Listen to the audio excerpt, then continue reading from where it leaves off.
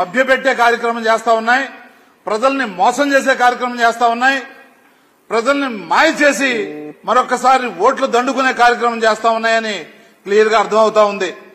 ఏం మాట్లాడతారు చంద్రబాబు నాయుడు గారు? నీతి ఆయోగ్ ద్వారా నోడల్ ఏజెన్సీగా ఉండి మరి కేంద్ర ప్రభుత్వం ఇంట్రడ్యూస్ చేసిన ఈ యాక్ట్ని, ల్యాండ్ టైటిలింగ్ యాక్ట్ని మీరేమంటారు? ల్యాండ్ రాగేసుకుంటారు, భూములు కొట్టేస్తారు, పాస్బుక్లు వాళ్ళ దగ్గర పెట్టుకుంటారు, భూములు తాకట్టు పెట్టేస్తారు, భూములు అమ్మేస్తారు. అసలు ఇంత నిస్సిగ్గుగా ఎలా మాట్లాడుతున్నారు చంద్రబాబు నాయుడు గారు అని నేను అడుగుతా ఉన్నా. ఇదే అసెంబ్లీలో మీ పార్టీ తరఫున పయ్యావుల కేసు ఏం మాట్లాడడం మీకు తెలీదా? బ్రహ్మాండమైన యాక్ట్ ఇది, ఉపయోగకరమైన యాక్టు, చాలా లేటుగా వచ్చింది, అద్భుతంగా ఉంది అని మాట్లాడిన సంగతి మర్చిపోయారా? అదే మోడీ గారు ఇక్కడికి వస్తా ఉన్నారు, అదే అమిత్ షా గారు వస్తా ఉన్నారు, రాజ్నాథ్ సింగ్ వస్తా ఉన్నారు. మరి ఆ రాజ్నాథ్ సింగ్ గారిని కానీ అమిత్ షా గారిని కానీ ఎందుకు అడగలేకపోతున్నారు మీరు? వాళ్ళ చేత ఇది పనికిమాలిన యాక్టు అని ఎందుకు చెప్పించలేకపోతున్నారు? అంటే ప్రతిదీ వక్రీకరణ. ప్రజలకు ఉపయోగపడినా, ప్రజలకు మేలు చేసేదైనా, ప్రజల ఆస్తులను రక్షించేదైనా మీ ఓట్ల కోసం రాజకీయం చేసి దాన్ని పనికిమాలిన దానిగా చిత్రీకరించేటటువంటి డ్రామాలు, నాటకాలు, కుట్రలు చేసే కార్యక్రమం మీరు చేస్తా ఉన్నారు. మీ పేపర్లు ఉన్నాయి, మీ ఛానల్ ఉన్నాయి కాబట్టి ఒకసారి మంచిదాన్ని కూడా చెడు అని చెప్పేసి ప్రచారం చేస్తే ప్రజలు ఎక్కడో అక్కడ ఒకడో ఇద్దరో నమ్మకపోతారు అనేటటువంటి కుట్రపూరితంగా మీరు ఈ వ్యవహారం నడిపిస్తా ఉన్నారు. ప్రజలు చూస్తా ఉన్నారు. పురంధేశ్వర్ ఏం మాట్లాడిందో తెలుసు, పయ్యావుల కేసు ఏం మాట్లాడాడో తెలుసు, ప్రధానమంత్రి ఏం మాట్లాడాడో తెలుసు, దీని మీద, ఈ యాక్ట్ మీద అమిత్ షా గారు ఏం మాట్లాడాడో తెలుసు.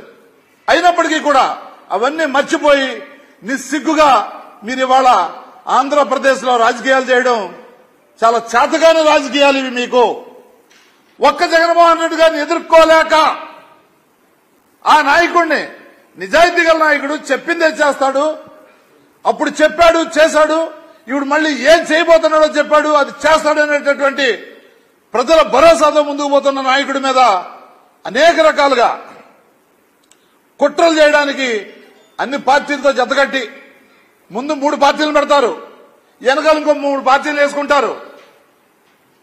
కూటములుగా, ఒక కూటమి కాదు, కూటమిలుగా కుట్రలు చేస్తూ వస్తా ఉన్నారు.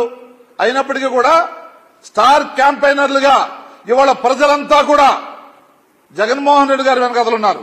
అవ్వతాతలు కానివ్వండి, అక్క చెల్లెమ్మలు కానివ్వండి, ఏదైతే యువత ఉందో అనేక రకాలుగా ఉద్యోగాలు సంపాదించిన యువత కానివ్వండి, రైతులు కానివ్వండి, బీసీ, ఎస్సీ, ఎస్టీ మైనార్టీలు కానివ్వండి, ఉన్నత వర్గాల్లో లబ్ధి పొందిన ప్రతి ఒక్క ఈబీసీ నాయకులు కానివ్వండి, ప్రజలు కానివ్వండి, ఇవాళ జగన్మోహన్ రెడ్డి గారికి మరి స్టార్ క్యాంపెయిన్లుగా ఉన్నారు.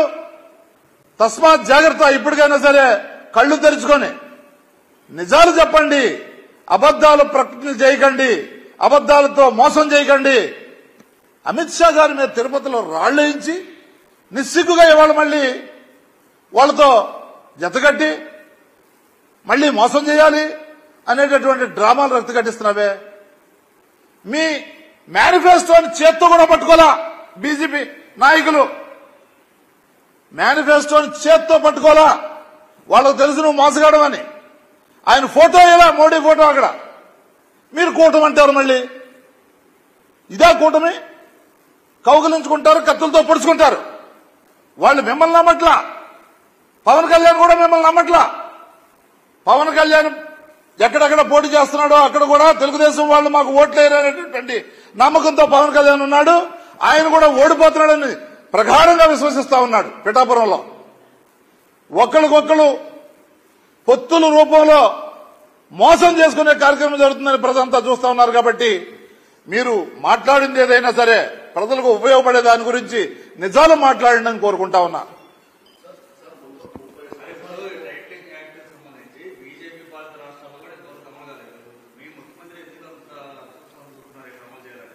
బీజేపీ పాలిత ప్రాంతాల్లో జగన్మోహన్ రెడ్డి గారు చేసినట్టు చేశారా?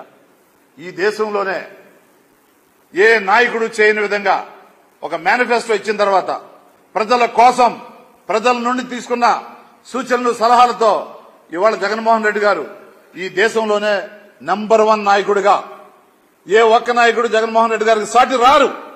ఎందుకంటే ఇవాళ ఇదే చంద్రబాబు నాయుడు రైతులను మోసం చేయడానికి ఆ రోజు ఏం చెప్పాడు, నేను రుణమాఫీ చేస్తాన్నాడు. వచ్చిన తర్వాత ఏం చేశాడు, ఇంతేనే ఇదే చేస్తాను ఎందుకంటే చేయను అని చెప్పేసి మొహం మీద నిస్సిగ్గుగా రైతులను మోసం చేయలేదా, మహిళలను మోసం చేయలేదా? కానీ జగన్మోహన్ రెడ్డి గారు చెప్పింది చేశారు. 14లో ఏం చెప్పారు అదే 19లో కూడా చెప్పారు. ఇవాళ 19లో చేసిన దానికే ప్లస్ నవరత్నాలు ప్లస్ అని కొంచెం ముందుకు తీసుకెళ్లారు తప్ప ఇవాళ జగన్మోహన్ రెడ్డి గారు చెప్పింది చేస్తారని చెప్పేసి బ్రాండ్, అదొక బ్రాండ్. చేసేది చెప్తారు, చెప్పేది చేస్తారు. చెప్పాను నేను, అమలు చేయగల అవకాశం ఉంది కాబట్టి, ప్రజలను రక్షించుకోవాల అవకాశం ఉంది కాబట్టి, ప్రజలను మోసం చేస్తున్న తీరు చూశారు కాబట్టి, భూముల్లో ఆ డాక్యుమెంట్స్ అన్ని కొన్ని అవకతవకలు ఉన్నాయి కాబట్టి, ఎవరైతే బలం లేని పేదవాడు గాని మధ్యతరగతి వాడు కానీ బీసీ గాని ఎస్సీ గాని ఎస్టీ గాని ఇవాళ దోపిడీ గురి కాపాడుతున్నాడు కాబట్టి దళారుల చేతిలో అవి ఉండకూడదు అనేటటువంటి కృతనిశ్చయంతో ఇవాళ జగన్మోహన్ రెడ్డి గారు దాన్ని చాలా స్ట్రిక్ట్ గా ఇంప్లిమెంట్ చేయాలి. వాళ్ళ ఆస్తులు వాళ్ళకే చెందాలి, ఇంకొకటి దోపిడీ గురి కాకూడదు అని నమ్మారు కాబట్టి దాంట్లో ప్రజలకి మేలు జరిగే అవకాశం ఉంది కాబట్టి ఇవాళ ఇంప్లిమెంట్ చేయడానికి ముందుకు వస్తా ఉన్నారు.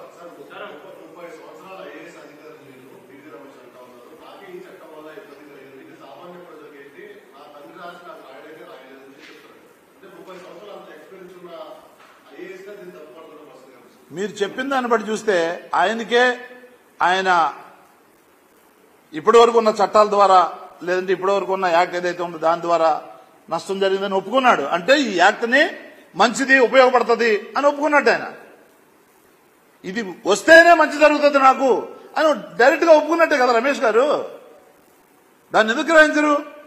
ఇట్లాంటి మేధావులే ఇట్లాంటి యాక్ట్ రావాలి, నాలాంటి వాడు కూడా సెక్యూరిటీ ఉండాలి అంటే, లేదా నాలాంటి వాడు కూడా భూములు సక్రమంగా ఏ విధంగా ఇబ్బంది లేకుండా ట్రాన్స్ఫర్ కావాలంటే ఆస్తులు అనేటటువంటి పద్ధతిలో ఉన్నారంటే దాని అర్థం ఏంటి? దీన్ని నమ్ముతున్నాడు కాబట్టి, దీంతో విషయం ఉంది కాబట్టి, ఇది ప్రజలకు ఉపయోగపడుతుంది కాబట్టి జగన్మోహన్ రెడ్డి గారు ఇంప్లిమెంట్ చేయడానికి ముందుకు వస్తా ఉన్నారు. అయినప్పటికీ కూడా దీని మీద ఇంకా సర్వేలు జరగాలి, ఇంకా సూచనలు సలహాలు తీసుకుంటా ఉన్నారు. దీని నిబంధనలు కూడా ఇంకా తయారు కావాల్సి ఉంది.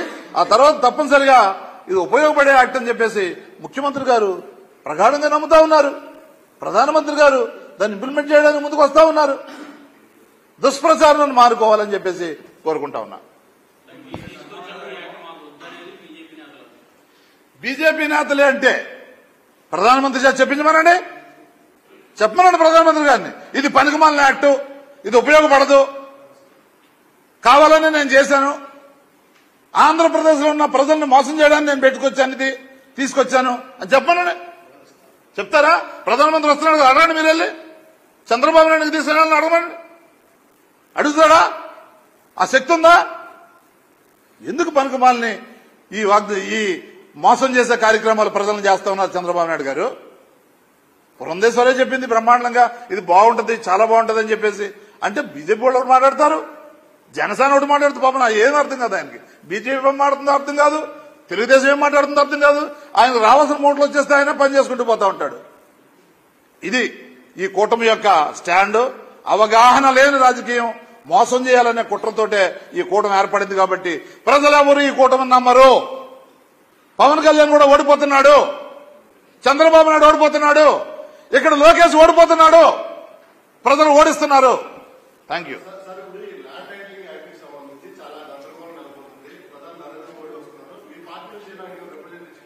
మా పార్టీ కాదు, ప్రభుత్వంగా దాన్ని బ్రహ్మాండమైన యాక్ట్ అని చెప్పేసి జగన్మోహన్ రెడ్డి గారు చెప్పారంటే దాని అర్థం ఏంటి? దమ్ముంటే ప్రధానమంత్రి గారిని చెప్పమనండి, అక్కడ చెప్పించమనండి, ప్రధానమంత్రి గారి చేత వీళ్ళని చెప్పించమనండి. ముఖ్యమంత్రి గారు ఎలా అంటున్నారండి, కొంచెం మీరు చెప్పండి సార్ అని అనండి. అప్పుడు ఏముంటుందో ఎలా ఉంటుందో చూస్తారు. ప్యాంట్లు తడిసిపోతాయి, వీళ్ళకి అడగలరా?